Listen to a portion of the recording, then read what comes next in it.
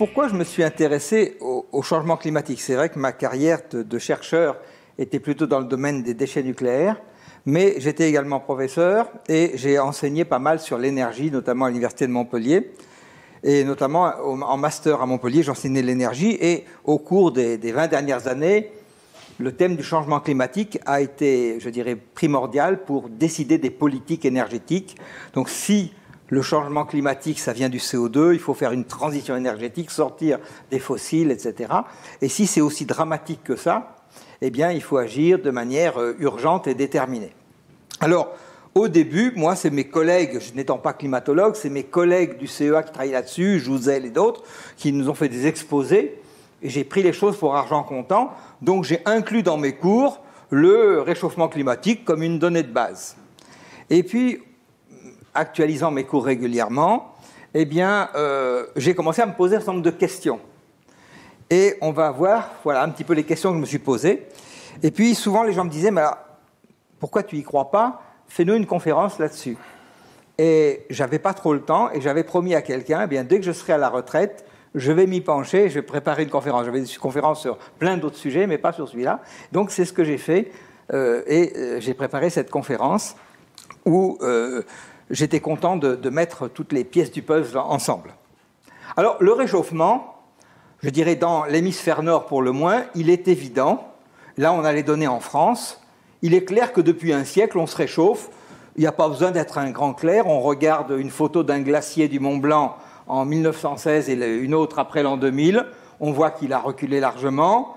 On peut regarder, pour moi qui suis plus du sud, la date des vendanges à Châteauneuf-du-Pape. Je ne sais pas si vous aimez le Châteauneuf-du-Pape, moi je l'aime bien. Et eh bien, on voit que depuis 1945 jusqu'à nos jours, eh bien, la date a avancé régulièrement. Et ça, c'est un indice de réchauffement tout à fait clair, parce que le mûrissement du raisin, c'est une intégrale entre le temps et la température. Donc s'il fait plus chaud, il faut moins de temps. Et donc, c'est une preuve évidente d'un réchauffement. Pour autant, ce réchauffement est-il quelque chose d'exceptionnel ou d'extrêmement inquiétant, comme d'aucuns le prétendent? Quand on regarde un peu l'histoire, ça serait quoi une température normale pour l'Europe? Là, on a essayé de retracer sur ce graphe, qui est d'ailleurs la plupart des courbes que je les prends dans les données du GIEC, c'est-à-dire ceux que je vais un peu contester aujourd'hui, de manière à ne pas être pris pour... je prends les données chez eux, ce qui me permet de ne pas être contesté sur les données de base. Donc, si on regarde ce graphique, qu'est-ce qu'on voit? Eh bien, on voit qu'il faisait beaucoup plus chaud qu'aujourd'hui dans la période médiévale. Typiquement, lorsque les Vikings ont colonisé le Groenland, ça voulait dire la terre verte, parce qu'il n'y avait pas de neige. C'était juste une terre verte, pleine d'arbres. Et donc, toute cette période-là, pendant plusieurs siècles, eh bien, il faisait beaucoup plus chaud qu'aujourd'hui, et il n'y avait pas de glace au Groenland. Puis, il y a eu ce qu'on a appelé le petit âge glaciaire.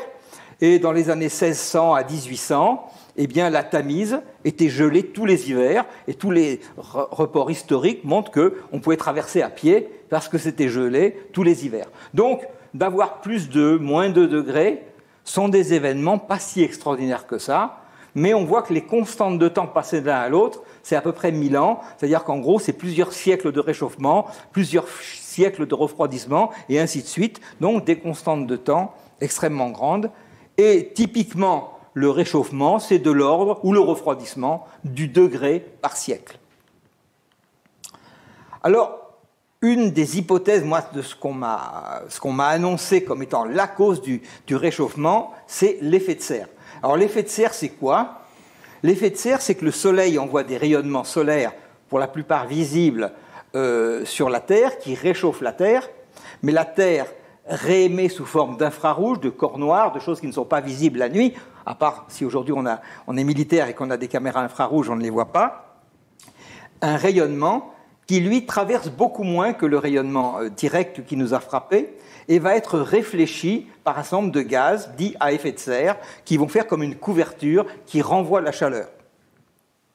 Alors l'effet de serre, avant de voir ça comme quelque chose de diabolique, c'est avant tout quelque chose de bénéfique.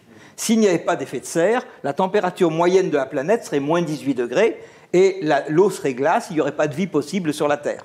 Donc on est vraiment content qu'il y ait l'effet de serre qui met une température moyenne de la planète à 15 degrés, qui est tout à fait par hasard l'optimale pour le développement de la vie. une température optimale. Alors, l'effet de serre, il est illustré aussi sur ce graphique. On voit le rayonnement qui arrive sur la gauche en jaune, et puis on voit la Terre qui réémet de l'infrarouge avec les grosses flèches. Et qu'est-ce qu'on voit? L'essentiel de cette grosse flèche, au lieu de repartir vers le ciel, il y a un tout petit bout qui repart dans le ciel, mais l'essentiel est réfléchi essentiellement par les nuages et revient sur la Terre. C'est ça l'effet de serre. D'ailleurs, n'importe quel campeur a expérimenté l'effet de serre. Le jour où le ciel est parfaitement bleu, eh bien, à 6 heures du matin, vous vous gelez, parce qu'il fait très froid. Et le jour où il y a une bonne couverture nuageuse, eh bien, le temps est beaucoup plus doux, parce qu'au lieu que la chaleur soit repartie vers le ciel, elle est renvoyée par les nuages, et on a une couverture qui nous protège. Donc l'effet de serre, tout le monde l'a expérimenté. Et la première cause, alors quels sont les gaz à effet de serre? Les principaux gaz de l'atmosphère, l'azote, l'oxygène, ne sont pas des gaz à effet de serre. N'absorbent cet infrarouge que des gaz qui ont plus de 3 atomes par molécule, des molécules un petit peu grosses. Donc la première molécule à 3 atomes, eh bien c'est l'eau. C'est pas le CO2. Quand je demande à mes étudiants c'est quoi le premier gaz à effet de serre, ils répondent toujours CO2. Il y en a un autre qui est encore plus banal, qui a 3 atomes par molécule, c'est H2O. Donc le premier gaz à effet de serre, c'est de loin la vapeur d'eau, donc les nuages. 0,3% en gros dans la teneur de l'atmosphère.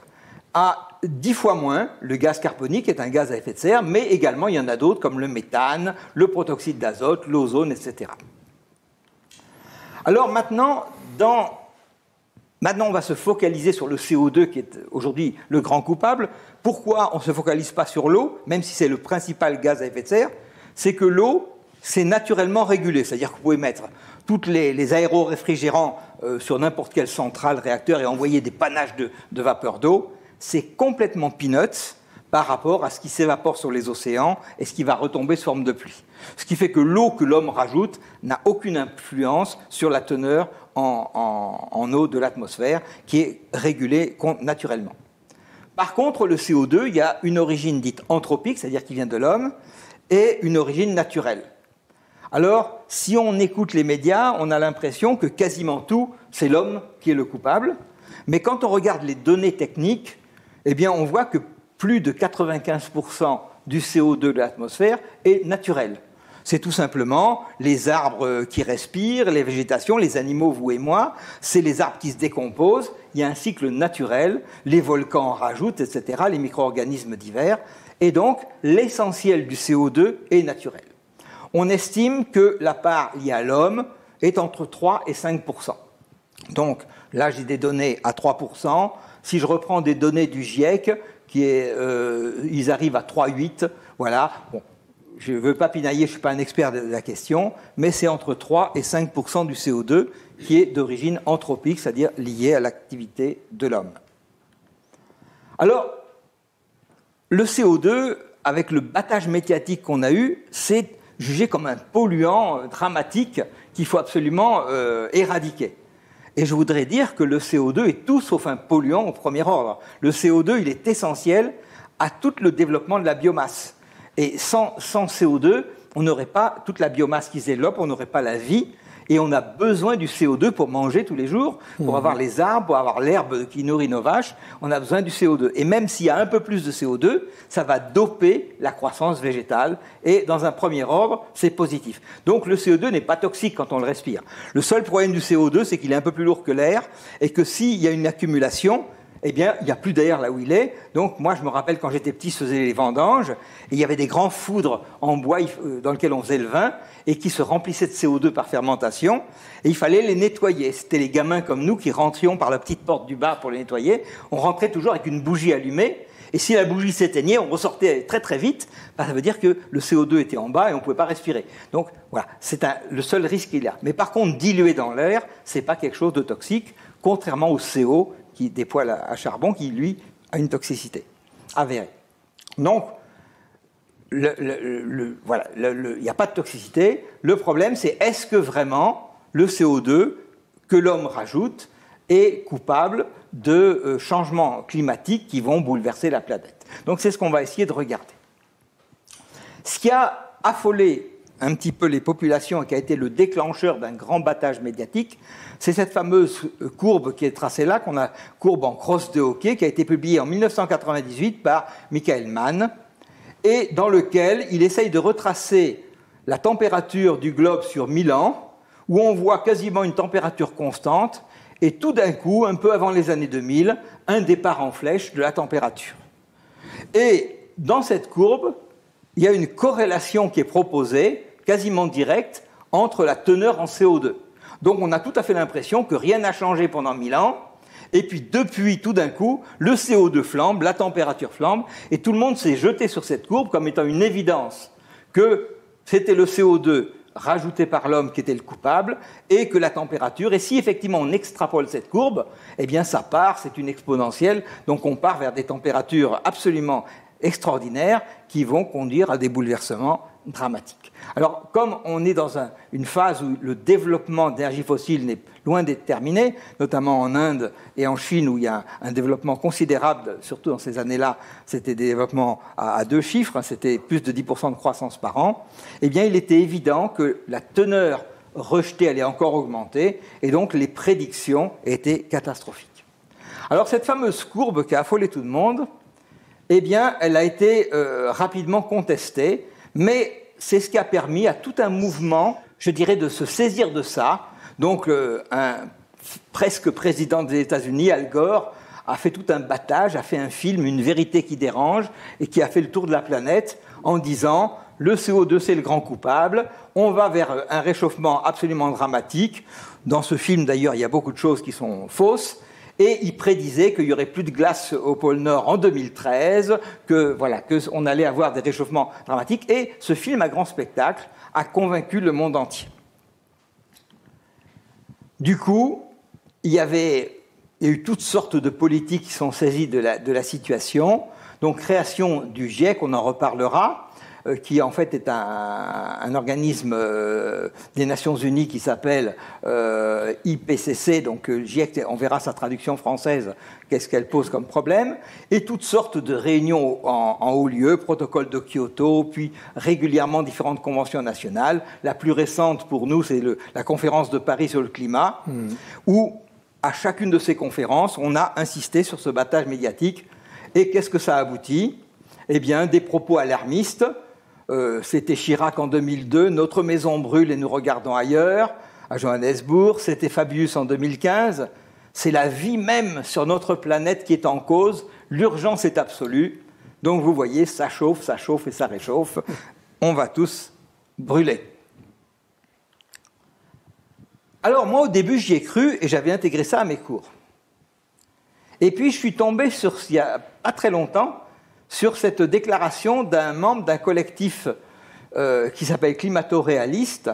Et ce qu'il a écrit, c'est exactement ce que j'avais écrit. Je m'y suis complètement retrouvé. Donc, j'ai pris quasiment mot pour mot ce qu'il a dit, parce que c'est exactement ce que j'ai réécrit si c'était moi à qui on m'avait demandé mon avis. Et lui aussi disait au début, j'y ai cru. Une organisation, GIEC, émanation de l'ONU qui est a priori insoupçonnable de parti pris, une théorie de l'effet de serre qui vous est assénée comme étant connue et démontrée par tous les scientifiques, des preuves corroborant cette théorie qui paraissent incontestables, une courbe où on voit le CO2 qui suit, une modélisation future basée sur un certain nombre de scénarios qu'on ne comprend pas bien mais qui nous effraient, des glaces qui fondent effectivement de manière factuelle au pôle Nord, on voit les glaciers qui diminuent. Il semble qu'il y ait une sorte de consensus médiatique. Quand c'est couronné par un prix Nobel donné à Al Gore avec un film à grand spectacle, la messe est dite, ça paraît clair. Mais des premières controverses sont arrivées peu après la publication de la courbe de Mann. Et cette courbe a été contestée. Elle était faite sur une détermination des températures pendant 1000 ans à partir de l'écorce des arbres. Et il y a plein de biais dans ce type de détermination qui ont été mieux documentés par la suite. Et cette courbe, le GIEC lui-même l'a retirée de ses rapports en disant « non, ça ne marche pas ». Mais il n'est pas revenu sur les conclusions qu'il avait tirées de la courbe. Il a juste retiré la courbe. Et il l'a remplacée par une autre qu'on va regarder un peu plus en détail. Alors cette nouvelle courbe déjà ne montre plus que tout est plat, puis tout d'un coup il y a une grande montée. On voit une montée beaucoup plus régulière, là c'est sur les 50 dernières années. Et ce qu'on voit, c'est une décorrélation, en fait, quand on regarde finement, avec le CO2. On voit qu'entre 2000 et aujourd'hui, le CO2 est réellement monté en flèche dans les rejets de CO2, alors qu'au contraire, la courbe soit linéaire, soit au contraire montre une inflexion qui diminue à partir de l'an 2000. Donc quand on regarde même plus en détail, eh bien qu'est-ce qu'on voit? C'est que dans les 15 dernières années, il y a une pause climatique, c'est-à-dire qu'on ne voit plus ce réchauffement, on voit une température moyenne de la planète qui, à l'incertitude près, est constante sur les 15 dernières années. Alors effectivement, tout l'affolement était venu sur ce petit pic qu'on voit ici vers les années 97-98, où effectivement ça montait très très fort. Et là, ce qui a commencé à me faire titiller, moi qui suis scientifique, c'est que les mêmes collègues que j'ai interrogés qui m'avaient dit il y a 3 points qui montent très très fort là-haut, c'est significatif, c'est sûr. Quand j'en avais 10 qui étaient stables, ils m'ont dit « Oh, ça c'est les incertitudes, on ne sait pas ». Alors là, ça commençait, en tant que scientifique, à me gêner beaucoup. C'est que 3 points qui montaient étaient sûrs à prendre pour argent comptant, mais 10 qui étaient stables, c'était l'incertitude statistique. Ces 2 poids de mesure ont commencé à attirer mon attention de scientifique qui aime bien chercher la vérité et qui aime bien aller au fond des choses. Alors, bien sûr, les médias s'en étaient emparés depuis longtemps, donc on a chaque année une nouvelle proclamation que, d'après la NASA, d'après ceci, d'après cela, l'année qui vient est plus chaude et le record mondial pour nous préparer à brûler quasiment vif tel qu'on nous le prédit. Alors, quand on regarde les chiffres, d'abord, dans un monde qui, depuis un siècle, est dans une montée croissante, le fait que la température des années 2000 soit plus grande que celle des années 90, celle des années 90 plus grande que des années 80, il n'y a rien de choquant statistiquement, puisqu'on parle d'un réchauffement continu de l'ordre d'1 degré par siècle. Donc, globalement, il n'y a rien de choquant à ça.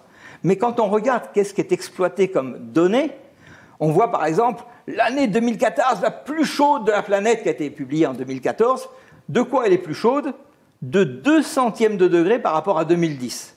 Mais l'incertitude des mesures, elle est donnée dans les rapports du GIEC à 0,1, c'est-à-dire 1/10 de degré, et les spécialistes me disent que ça c'est extrêmement optimiste, c'est plutôt 0,2 ou 0,3. Et il y a même un des spécialistes qui a dit « Je vous mets même au défi d'ouvrir le robinet d'eau chaude et d'eau froide de votre baignoire, de laisser couler, de remplir votre baignoire et de me donner la température de votre baignoire à mieux de 0,2 degrés. Parce que le brassage de l'eau chaude et de l'eau froide, c'est qu'il y aura des coins chauds, des coins froids, et pour arriver à ce niveau Et quand on sait que la température des océans, c'est plutôt 40 degrés à certains endroits, et c'est 4 degrés à d'autres, eh bien, faire l'intégrale sur le globe, c'est quelque chose qui est très difficile, et tous les spécialistes disent que 0,1, c'est même extrêmement, extrêmement optimiste. Et rebelote en 2015, la plus. Et là, on était seulement dans 1 centième de degré de plus, et une conclusion honnête aurait été de dire on ne voit pas de changement dans les 10 dernières années. Mais les médias vous ont donné c'est l'année la plus chaude. Qu'est-ce qu'il y a derrière? Qu'est-ce qu'il y a derrière? C'est une bonne question, on va essayer d'y revenir. Alors, quand je fais le bilan, ces choses qui m'avaient affolé et que j'avais intégrées dans mes cours, quand je regarde 10 ans après, toutes les prédictions à 10 ans étaient fausses. La planète ne se réchauffe plus depuis 1998. Aujourd'hui, il y a des spécialistes qui expliquent le pic qui avait affolé tout le monde comme étant lié au phénomène El Niño. C'est encore controversé, je ne suis pas un spécialiste pour en discuter, mais il y a des explications qui sont données.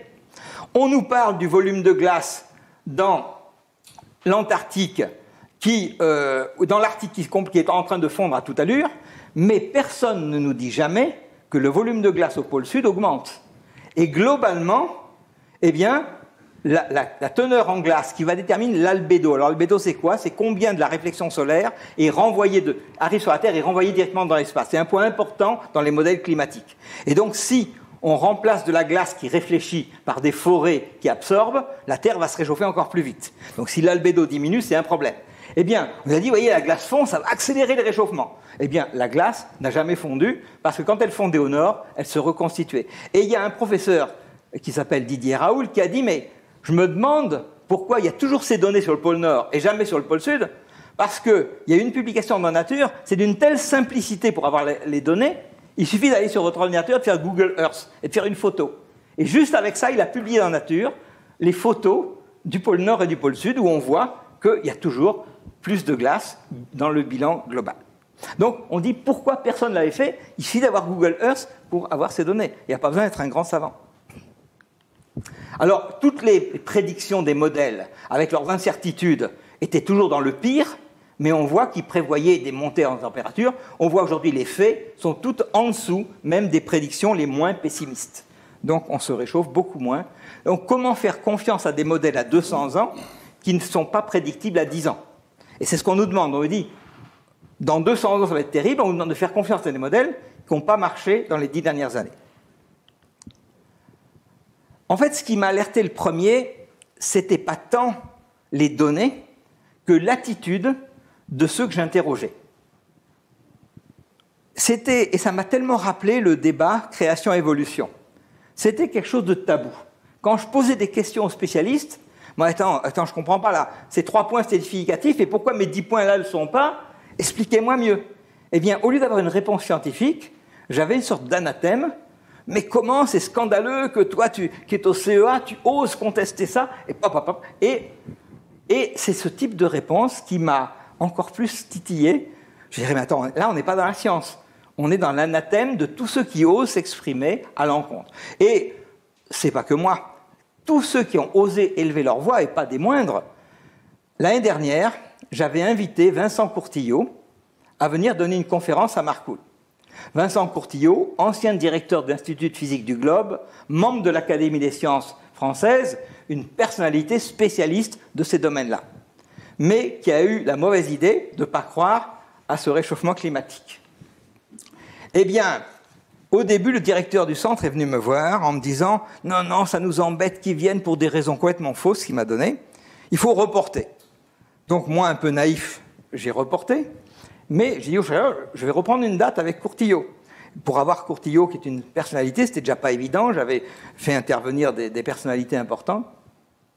Et 3 jours avant la venue prévue, interdiction formelle qui rentre sur le centre et qui donne la conférence. J'ai été obligé d'annuler cette conférence. C'est d'une violence étonnante. Parce que vis-à-vis de lui comme vis-à-vis de moi, c'était extrêmement violent. Moi, j'avais invité des centaines de personnes. Donc, on voit que, et cette aventure, quand j'en ai parlé à d'autres, tous ceux qui ont osé creuser un peu ces données se sont fait censurer de manière violente. Que ce soit Claude Allègre, que ce soit en Allemagne Fritz van Reinhold, dont on reparlera tout à l'heure, voire s'ils étaient, moi j'étais protégé par mon statut un petit peu fonction publique, mais s'ils étaient dans le privé, eh bien ils étaient directement licenciés. Donc là, on a le patron de Météo de France 2 qui a osé, Philippe Verdier, qui a osé écrire un livre où il ne se définit pas comme un climato-sceptique, il se définit juste comme quelqu'un qui soulevait des bonnes questions. Climat, investigation. Et il se posait des questions sur le fonctionnement du GIEC, sur, je dirais, l'objectivité des conclusions du GIEC. Et il posait que des bonnes questions. Dans la semaine qui a suivi la sortie de son bouquin, il a été viré. Donc, ce côté violent me montre qu'on n'est plus dans un débat scientifique serein, mais dans une volonté politique extrêmement forte. Et quand je dis politique, je pourrais peut-être dire spirituelle. Alors bien sûr, les médias en font les choux gras. Et les médias, vous savez comment ça marche? Moi, j'ai discuté avec un journaliste, il me racontait. Oui, si vous voulez, je vous laisse écrire l'article complètement. J'étais surpris parce qu'en général, ils m'interviewent, ils mettent bien ce qu'ils veulent. Il dit, non, je vais vous laisser. Alors, il dit, OK. Et vous me jurez que vous ne changerez pas à une virgule? Je dis, oui, si vous voulez. Mais une chose l'accroche médiatique, ce n'est pas moi qui l'a fait, c'est mon chef de rédaction. Il mettra bien ce qu'il veut. Et le titre dit absolument le contraire de l'article. Et ce qui formate l'opinion publique, c'est toujours le titre. Donc, par exemple, si j'avais écrit, je sais pas, quelque chose disant que le réchauffement climatique n'est pas avéré, il aurait mis un titre, la Terre brûle, et on est tous morts dans 10 ans, Étienne Vernaz. Et il te fait porter le chapeau de ça. Après, l'article dit tout le contraire, mais peu importe. Il me dit, non, moi j'ai rien dit de faux, j'ai mis un point d'interrogation. C'est l'accroche médiatique. Alors là, on le voit, j'ai pris un exemple. Dans n'importe quel média, j'ai pris un journal quelconque, et gros titre, la fonte du glacier Taiwait, le plus massif de l'Antarctique occidentale, large de 120 km, fera monter les océans de 60 cm. Tu lis ça, et en fait, la plupart des gens ne lisent que ça. Si tu as ta maison au bord de la mer, tu la vends tout de suite, quoi. Hein? Et puis, quand tu lis l'article, qu'est-ce qui est dit dans l'article? Selon ce modèle, au plus tôt, à partir de 200 ans, au plus probablement dans un millénaire, le scénario le plus probable sera une montée de l'océan de moins d'1 millimètre par an, etc., etc. En fait, c'est exactement ce qu'on observe depuis plus de 100 ans, 1 mm par an de croissance. Rien de nouveau sous le soleil, mais ça fait rien. On a réussi à affoler tout le monde avec un gros titre. Alors bien sûr, il y a des photomontages magnifiques. Qui n'a pas vu ce pauvre ours qui est en train de mourir parce qu'on fait de l'anthropomorphisme, on imagine que l'ours est comme un homme, et si mon enfant était sur un glacier qui dérive, mon cœur battrait très fort. Les ours, ils savent nager, vous ne faites pas de soucis, il n'y a pas de problème pour eux. Et en plus, ça, c'est juste du photomontage. La preuve, c'est qu'exactement le même morceau de glace, vous le retrouvez avec des pingouins sur un journal suivant, où vous pouvez l'avoir avec des... Et un journal sérieux comme Science a pris cette photo, et quand il a réalisé qu'il s'était fait avoir parce que c'était un photomontage, il a fait un correctif. Donc je rends hommage à Science, qui a dit « Je me suis fait entuber, c'est un photomontage. Rassurez-vous, les ours ne se sont jamais aussi bien portés au pôle Nord. » Alors, pendant que ça fond au pôle Nord, on l'a dit, ça grandit au pôle Sud. Globalement, la surface de glace a diminué de 1,5 million de kilomètres carrés en moyenne en Arctique, mais a augmenté de 2 millions en Antarctique. Donc globalement, l'albédo, aucun problème. Là, vous avez un professeur, Fritz von Ranholf, écologiste, un savant allemand, très connu en Allemagne, qui a occupé des postes ministériels. Et il était un des relecteurs du GIEC pour l'Allemagne. C'est lui qui devait. Et quand il a lu ces rapports, il s'est élevé contre ça. Il a dit, attendez, vous me donnez tout ça de données qui sont factuelles, mais les conclusions que vous tirez ne correspondent en rien aux données que j'ai analysées. Donc vous tirez des conclusions fausses de données vraies. Et quand il s'est fâché, on l'a écarté lui aussi. Et lui-même s'était violemment opposé au lobby d'un éco-fasciste qui disait qu'il faut, par l'écologie, obtenir un nouvel ordre mondial qui est supérieur à la démocratie. Ça veut dire la démocratie, on s'en fiche, imposons. Donc tu me demandais quelles sont les motivations. Eh bien, tout à l'heure, on va peut-être y revenir, mais les motivations ne sont vraiment pas scientifiques. Elles sont d'un ordre politique, idéologique, et parfois, elles rassemblent différentes communautés diverses qui se retrouvent sur ce terrain de la peur. Alors moi, j'ai commencé, suite à ça, à analyser moi-même les données du GIEC. J'ai pris du temps. Je ne suis pas climatologue, mais c'est quand même des données accessibles. C'est dans Internet, vous pouvez le trouver facilement. Et j'ai été frappé il y a 3 rapports pour le GIEC. Il y a un rapport épais qui donne toutes les données de beaucoup de chercheurs, qui est assez factuel, le rapport 3, et puis, le rapport 1, pardon. Et puis, il y a un rapport dit 3, qui est pour décideurs, où en gros, on tire les conclusions et on fait un sommaire pour les décideurs, c'est-à-dire les politiques. Et toutes les politiques vont être déterminées à partir de ce qui est écrit dans le rapport 3, qui est la synthèse, en quelque sorte. Il prétend être la synthèse. Alors, j'en ai pris quelques-uns. Prenons le sujet du réchauffement de la mer. Vous regardez le rapport 3, qu'est-ce qu'ils disent ?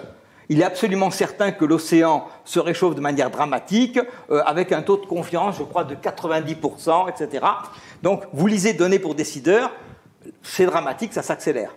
Vous prenez les données du rapport 3, où il y a vraiment les données, qu'est-ce que vous regardez ? Les données entre 1880 et 2012, et puis vous regardez les données actuelles, la vitesse de réchauffement n'a pas changé d'un iota, c'est toujours compris dans l'incertitude. Donc, les données sont dessous, la conclusion est au-dessus. N'importe quel de mes étudiants en première, au lycée, qui, à partir de ces données, tirait ses conclusions, je lui mets 0 à la copie, je dis « t'as rien compris aux incertitudes ». Mais nos personnes du GIEC, apparemment, n'ont pas le bac à passer, donc il n'y a pas de souci pour eux. Réchauffement de l'atmosphère. Exactement la même chose. Tu peux prendre la température dans la lithosphère supérieure, inférieure, la basse stratosphère. Tu regardes les données des années 50, des années 60, 80, 2012. Tu vois qu'effectivement, il y a réchauffement, mais il n'y a pas d'augmentation du réchauffement.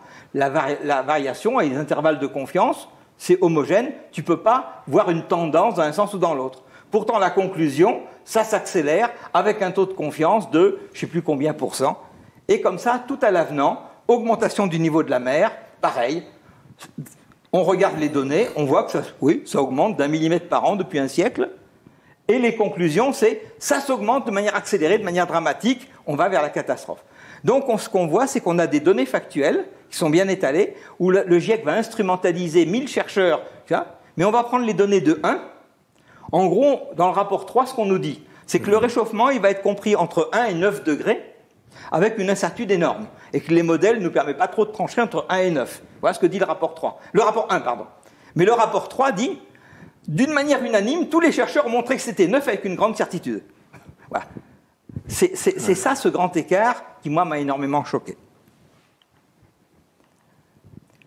Alors, en plus, le GIEC, j'ai découvert dans ce livre de Christian Giraudot qu'il n'était pas ce que je croyais. Parce que si vous allez sur le site du ministère, vous tapez GIEC, vous voulez savoir ce que c'est, il y a marqué « Groupe d'experts intergouvernemental sur l'évolution du climat ». Mais en fait, c'est une traduction mensongère de Intergovernmental Panel on Climate Change. Et le GIEC n'a aucun expert.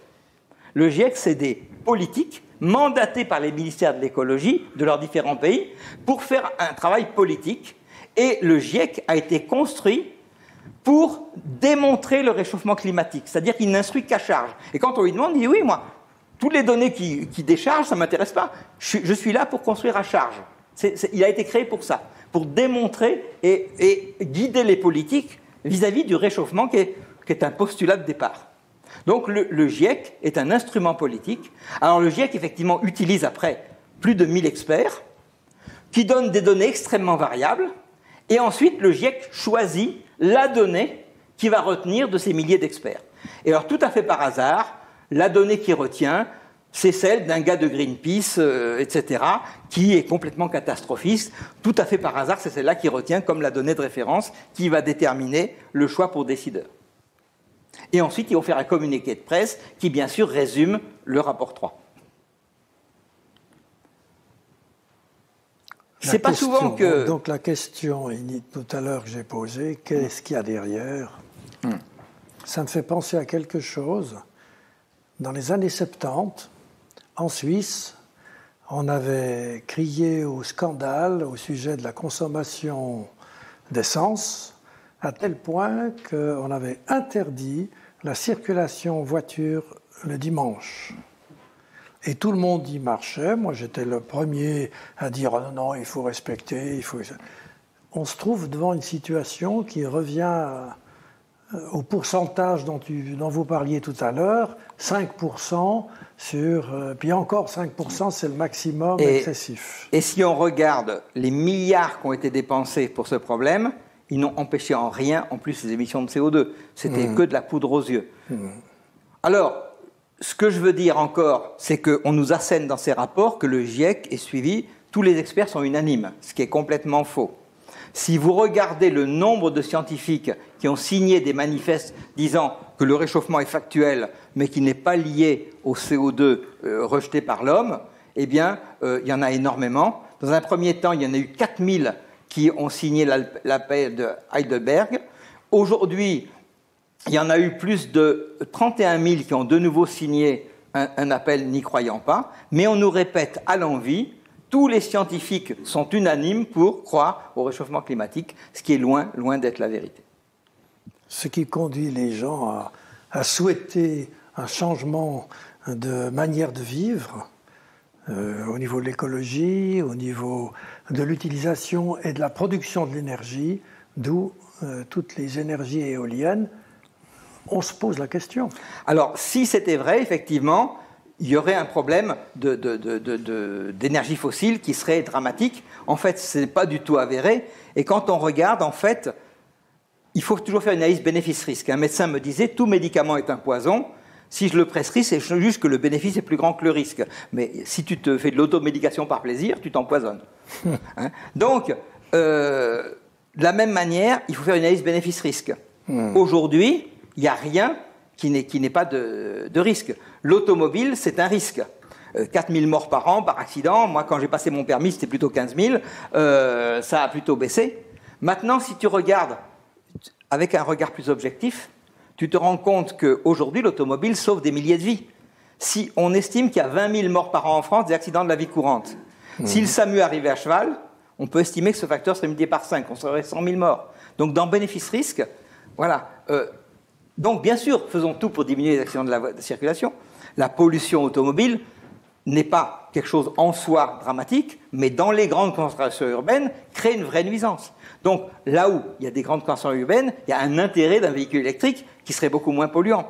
Mais si on ne met pas le problème au bon endroit, on va faire des interdits, et la peur du risque conduit souvent à augmenter le risque. Et là, ce n'est pas le temps de débattre sur ce point, mais j'ai une autre conférence que j'aime bien faire sur risque et peur du risque, où je montre que toutes les mesures qu'on est aujourd'hui en train de mettre en place à cause de la peur qu'on entretient régulièrement, font non seulement ne diminuent pas le risque, mais même l'aggravent. Donc, c'est là j'ai cité quelques personnalités qui ont signé ce manifeste qui ne croient pas, et c'est au nom des moindres, c'est des prix Nobel, président de la Fédération mondiale des scientifiques, président de la commission de climatologie, mais tous ces gens-là, on les fait taire, et ils n'ont pas accès aux médias, malgré qu'ils soient académiciens, malgré qu'ils soient prix Nobel, parce qu'ils ne sont pas politiquement corrects. Alors, il y a des politiques qui font la science de manière assez simple. Là, j'en ai cité une politique française qui, lorsqu'on lui a posé la question, a répondu que tous ceux qui n'y croyaient pas, c'est des connards. C'est une manière de voir la science, mais pour moi, c'est une manière assez réductrice quand même de voir la science. Et je pense qu'il y a des choses plus... Alors, bien entendu, après avoir dit ça, elle a prouvé, elle a dit, voyez, la preuve que c'est évident, tous ces accidents et toutes ces inondations, etc. Alors, si vous regardez bien, il n'y a strictement aucune corrélation entre le changement climatique et des catastrophes naturelles. Aujourd'hui même, les statisticiens montrent qu'a priori, il y a plutôt une baisse des catastrophes naturelles entre la première et la seconde moitié du XXe siècle. Alors, qu'est-ce qui nous donne l'impression que les catastrophes naturelles augmentent ? Eh bien, c'est tout simplement la médiatisation. Là, vous avez la courbe exponentielle du nombre de gens connectés à Internet. Avant, quand il y a 100 ans, il y avait un tremblement de terre en Chine, il n'y a pas grand monde qui en entendait parler. Aujourd'hui, tout le monde a un smartphone et dans la journée, vous avez eu déjà 10 fois des informations sur le nombre de morts, sur ci, sur ça. Et c'est cette médiatisation qui donne une impression que ça augmente. Mais c'est un effet de zoom lié à la médiatisation. Les faits ne montrent pas du tout que ça augmente. Mais ça n'empêche pas que nos politiques, à chaque fois qu'il y a un violent orage ou quelque chose de catastrophique, disent, voyez, c'est la preuve du réchauffement climatique. Et si vous regardez les données factuelles, là c'est un gars du CNRS qui coordonne ce projet pour étudier ça, il dit non, les données factuelles, non, on ne peut pas attribuer cet événement à un changement climatique quelconque. Statistiquement, il y a toujours eu ces événements et il n'y en a pas plus ni moins. Alors ce qui est intéressant, c'est qu'en fait, le climat a toujours varié, tantôt dans un sens, tantôt dans l'autre. Et quand on regarde sur 1000 ans, on voit que soit la baisse ou la montée, c'est de l'ordre du degré par siècle. Eh bien, typiquement, on est dans ces variations-là, du degré par siècle, donc rien d'extrêmement choquant à l'heure actuelle. Mais lorsque on donne ces données, qui sont plutôt rassurantes, alors la position des écolos, je dirais idéologistes, c'est prouvez-moi qu'il ne peut rien arriver dans 200 ans. Prouvez-moi qu'il n'y aura pas de problème. Et on remet la charge de la preuve, et c'est même rentré dans la Constitution française, le principe de précaution, qui est une aberration scientifique, parce qu'on demande aux scientifiques de démontrer un non-effet. Aucun scientifique ne peut démontrer un non-effet. On ne peut démontrer qu'un effet. On veut dire, si effet il y a priori, il n'est pas mesurable, donc il est inférieur à tant. Mais démontrer un non-effet, si demain... On m'accuse de je sais pas quoi, qu'il y a un pygmée qui est mort quelque part et que c'est parce que j'ai fait une conférence avec toi, il n'y a que le bon sens qui peut dire mais je ne pourrais pas démontrer qu'il n'y a pas de causalité. Un non-effet ne se démontre pas. Et on demande démontrez-moi le risque zéro. Démontrez-moi que ça ne peut pas se réchauffer. Bien sûr que ça peut. Ça peut se réchauffer comme ça peut se refroidir. Alors, il y a des conclusions pour les communs de mortels comme nous, comme moi. Les conclusions simples, c'est de dire, quand on lit, je lisais un article très récent, il y a quelques jours, d'un homme qui a écrit un livre, qui est un homme qui fait de l'écologie, qui disait « Le réchauffement climatique est dû à la pollution et le siècle passé, il y a eu 20 millions de morts, soit plus que dans les guerres, dû au réchauffement climatique dû à la pollution. » Alors tout ça, c'est beaucoup d'esbroufs. Par contre, ce qu'il y a une réalité, c'est qu'aujourd'hui, on peut quantifier, par exemple, les morts liées à la pollution par le charbon. Et ça se chiffre en centaines de milliers. Donc si on additionne ces chiffres, on peut arriver à des chiffres supérieurs aux guerres. Maintenant, là encore, ce qu'il faut, c'est faire de l'analyse bénéfice-risque. Par exemple, en Chine, le charbon s'est développé de manière extrêmement forte. En 50 ans, ils ont une pollution énorme au charbon, mais dans l'analyse bénéfice-risque entre avoir de la pollution et de l'énergie et pas avoir d'énergie et pas de pollution, le bénéfice est infiniment plus grand que le risque. Les Chinois, en 50 ans, ont gagné 36 ans d'espérance de vie. Parce que l'énergie, c'est des hôpitaux, des universités. Ils sont quasiment rejoints notre niveau d'espérance de vie grâce à l'accès à l'énergie. Et maintenant, comme ils sont aussi sensibles à la pollution, ils vont faire exactement ce que nous, on a fait au siècle dernier. Ils vont réduire leur pollution et ils vont encore gagner 3-4 années d'espérance de vie en baissant cette pollution. Donc, oui, la pollution tue, mais l'absence d'énergie tue infiniment plus. Donc, le fait d'avoir de l'énergie leur a permis de gagner 36 ans d'espérance de vie. Maintenant, ils vont réduire ces pollutions et ils vont encore en gagner quelques-unes. Donc, c'est un bénéfice-risque, mais d'interdire le charbon aux Chinois, c'est les condamner à mourir à 36 ans, comme ils le faisaient il y a encore pas très longtemps. D'accord. Alors, il y a même des climatologues aujourd'hui qui disent que les données qu'on a, on peut les extrapoler qu'une ligne droite, là, mais avec le même incertitude, on peut avoir cette sorte de sinusoïde. Et on ne peut pas trancher puisqu'il y a le même niveau d'incertitude entre les deux manières d'essayer de fitter ces données. Si c'est une ligne droite, eh ben on va continuer gentiment à se réchauffer d'1 degré par siècle. On ne sait pas jusqu'à quand. Mais si c'était la sinusoïde qui était vraie, eh bien on aurait quasiment atteint le pic et on peut s'attendre qu'à partir de maintenant, ça risque de redescendre. Seul l'avenir nous permettra de trancher parce que scientifiquement, on n'a pas les moyens de discriminer entre ces deux. Alors je pense qu'il nous faut garder une grande humilité. Déjà, Niels Bohr, qui est prix Nobel de physique il y a presque un siècle, disait « La science ne décrit pas l'univers tel qu'il est, mais comme l'homme le ressent ». Ça rejoint ce que disait l'apôtre Paul dans 1 Corinthiens. Notre science, d'ailleurs, est bien limitée, et nous ne connaissons que quelques fragments de la vérité, et même nos prédications les plus inspirées n'en reflètent qu'une petite partie. Je pense que ni intellectuellement ni spirituellement, nous ne pouvons prétendre tout comprendre, et qu'il faut garder une grande humilité. De tout temps, l'homme a cherché des augures, des divinations, prédire l'avenir, et Dieu se moque un peu de ça, et nous dit il y a danger, quel orgueil. Il dit que vous mettez votre orgueil dans vos projets présomptueux, et moi je vois beaucoup de projets présomptueux où on affame des populations sous prétexte d'une cause étatique, idéologique, et dont on n'a aucune idée de comment ça va évoluer. J'avais discuté avec des climatologues de leur modèle, c'est passionnant, mais il y a un nombre de paramètres fantastiques. Donc, ils mettent un premier paramètre qui est, mettons, le CO2, puis après, ils vont mettre le deuxième qui est la quantité de glace, l'albédo, puis après, ils vont rajouter éventuellement des poussières qui ont un effet inverse. Et puis, arrivé à un certain nombre de paramètres, leur modèle, il n'arrive plus à converger, donc ils arrêtent parce que ça devient trop compliqué. Mais si on intègre la circulation des océans, eh bien, on se rend compte que suivant qu'on mettait 1, 2, 3, 4, 5 paramètres, on a des modèles qui prédisent une très grande montée là, des modèles qui prédisent un refroidissement au même endroit, suivant le nombre. Et moi, j'ai envie de dire, j'ai l'impression que Dieu se rit de nos prédictions, que lui, il peut régler ce qu'il veut, et qu'il y a une notion bénédiction-malédiction dont la Bible parle, et qui peut très bien faire que ça va se refroidir ici et se réchauffer là, et certainement pas où on l'attend.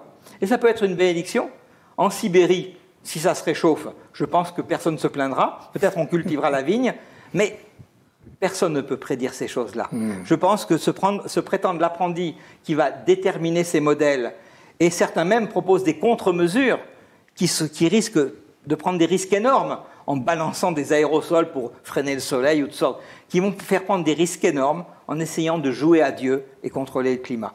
Et je pense qu'il y a un risque énorme et qu'il faut une grande humilité, que l'homme pourra très facilement s'adapter au changement comme il l'a toujours fait, dans un sens comme dans l'autre. Bien, merci infiniment de nous éclairer, d'ouvrir notre compréhension sur les choses qui nous assaillent jour après jour, sans cesse. L'homme n'est pas capable de résoudre les problèmes qu'il prétend générer ou qu'il constate, et il doit bien s'en remettre à celui qui a créé toutes choses. Merci infiniment, Étienne Bernard.